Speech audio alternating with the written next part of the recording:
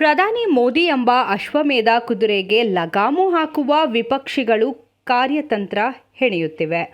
ಇದಕ್ಕಾಗಿ ಈಗಾಗಲೇ ಒಂದು ಬಾರಿ ಭಾರತದ ಬೀದಿಗಳಲ್ಲಿ ಸಂಚರಿಸಿ ಯಾತ್ರೆ ಮಾಡಿದ ಕಾಂಗ್ರೆಸ್ ನಾಯಕ ರಾಹುಲ್ ಗಾಂಧಿ ಈಗ ಮತ್ತೊಂದು ಯಾತ್ರೆ ಕೈಗೊಳ್ಳಲಿದ್ದಾರೆ. ಇಂದಿನಿಂದ ನ್ಯಾಯ ಯಾತ್ರೆ ಆರಂಭಿಸಲಿದ್ದಾರೆ. ಭಾರತ್ ಜೋಡೋ ಯಾತ್ರೆ ಪ್ರಧಾನಿ ಮೋದಿ ನೇತೃತ್ವದ ಬಲಿಷ್ಠ ಕೇಂದ್ರ ಸರ್ಕಾರದ ವಿರುದ್ಧ ಹಸ್ತಪಡೆ ಕೈಗೊಂಡ ಯಾತ್ರೆ.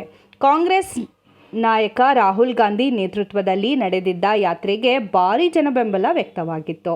ಸದ್ಯ ಇದರ ಯಶಸ್ಸಿನ ಅಲೆಯಲ್ಲಿರುವ ಕೈಪಡೆ ಮತ್ತೊಂದು ಸುತ್ತಿನ 2.0 ಯಾತ್ರೆ ಕೈಗೊಂಡಿದೆ.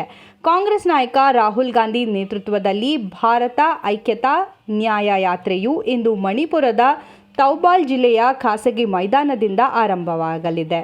ಭದ್ರತಾ ಕಾರಣಕ್ಕೆ ಮಣಿಪುರ ರಾಜಧಾನಿ ಇಂಫಾಲದ ಅರಮನೆ ಮೈದಾನದಿಂದ ಯಾತ್ರೆ ಆರಂಭಿಸಲು ಅನುಮತಿ ನೀಡಲು ಮಣಿಪುರ ಸರ್ಕಾರ ನಿರಾಕರಿಸಿತ್ತು. ಯಾತ್ರೆ ನಡೆಸಲು ಹೆಚ್ಚಿನ ಸಂಖ್ಯೆಯಲ್ಲಿ ಜನ ಸೇರಬಾರದೆಂದು ಷರತ್ತುಬದ್ಧ ಅನುಮತಿ ನೀಡಿದ್ರಿಂದ ಅಲ್ಲಿಂದ ಯಾತ್ರೆ ಆರಂಭವಾಗಲಿದೆ. ಯಾತ್ರೆಗೆ ಎಐಸಿಸಿ ಅಧ್ಯಕ್ಷ ಮಲ್ಲಿಕಾರ್ಜುನ ಖರ್ಗೆ ಅವರು ಚಾಲನೆ ನೀಡಲಿದ್ದಾರೆ. ರಾಹುಲ್ ಗಾಂಧಿ ಯಾತ್ರೆ 2.0 ಮಣಿಪುರದಿಂದ ಮುಂಬೈವರೆಗೆ 67 ದಿನಗಳ ಕಾಲ ನಡೆಯಲಿರುವ ಯಾತ್ರೆ. ದೇಶದ ಆರ್ಥಿಕ, ಸಾಮಾಜಿಕ ವಿಚಾರ, ಬಡತನ, ನಿರುದ್ಯೋಗ, ಬೆಲೆ ಏರಿಕೆ, ಪ್ರಸಕ್ತ ರಾಜಕೀಯ ವಿಚಾರ, ಮಹಿಳೆಯರ ರಕ್ಷಣೆ ಮತ್ತಿತರ ವಿಚಾರ ಪ್ರಸ್ತಾಪ. ಕಳೆದ ಬಾರಿ ಕನ್ಯಾಕುಮಾರಿಯಿಂದ ಕಾಶ್ಮೀರದವರೆಗೆ ಭಾರತ್ ಜೋಡೋ ಯಾತ್ರೆ. ನ್ಯಾಯ ಯಾತ್ರೆ 15 ರಾಜ್ಯಗಳ 110 ಜಿಲ್ಲೆಗಳಲ್ಲಿ 6,713 ಕಿಲೋಮೀಟರ್ ಸಂಚಾರ.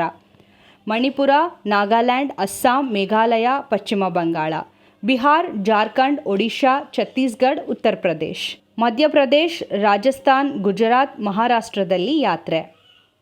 ಇನ್ನು ಮುಖ್ಯಮಂತ್ರಿ ಸಿದ್ದರಾಮಯ್ಯ ಇಂದು ಮಣಿಪುರದಲ್ಲಿ ರಾಹುಲ್ ಗಾಂಧಿ ನಡೆಸಲಿರುವಂತಹ ಭಾರತ್ ಜೋಡೋ ನ್ಯಾಯ ಯಾತ್ರೆಯಲ್ಲಿ ಪಾಲ್ಗೊಳ್ಳಲಿದ್ದಾರೆ. ಸಿಎಂ ಸಿದ್ದರಾಮಯ್ಯ ಬೆಳಗ್ಗೆ 9:30ಕ್ಕೆ HAL ಏರ್ಪೋರ್ಟ್ನಿಂದ ವಿಶೇಷ ವಿಮಾನದಲ್ಲಿ ಮಣಿಪುರಕ್ಕೆ ತೆರಳಿದ್ದಾರೆ. ಮಧ್ಯಾಹ್ನ ಯಾತ್ರೆಯಲ್ಲಿ ಪಾಲ್ಗೊಳ್ಳಲಿದ್ದಾರೆ. ಯಾತ್ರೆಯಲ್ಲಿ ಭಾಗಿಯಾದ ಬಳಿಕ ಸಂಜೆ ವೇಳೆಗೆ ವಾಪಸ್ ಆಗಲಿದ್ದಾರೆ.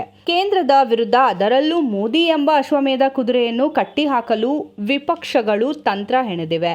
ಈಗಾಗಲೇ ಒಂದು ಭಾರತ್ ಜೋಡೋ ಯಾತ್ರೆ ಮಾಡಿ ಸೈ ಎನಿಸಿಕೊಂಡಿರುವ ರಾಹುಲ್ ಗಾಂಧಿ ಇಂದಿನಿಂದ ತಮ್ಮ ಯಾತ್ರೆ 2.0 ಆರಂಭಿಸಲಿದ್ದಾರೆ.